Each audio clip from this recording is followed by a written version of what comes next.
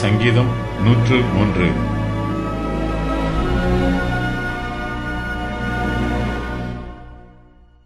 தாவீதின் சங்கீதம் 11வது துதியின் சங்கீதம்.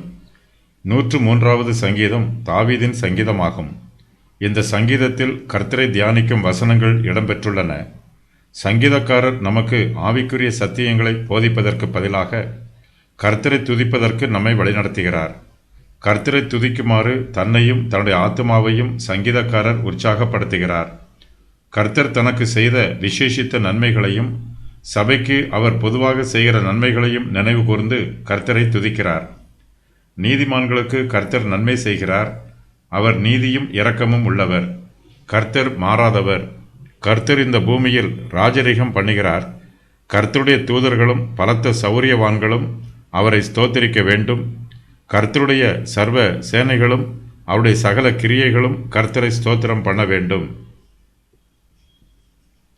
என் ஆத்துமாவே கர்த்தரை ஸ்தோத்திரி என்னும் வாக்கியத்தினால் சங்கீதக்காரர் இந்த சங்கீதத்தை ஆரம்பித்து அதே வாக்கியத்தினால் இந்த சங்கீதத்தை நிறைவு செய்கிறார்.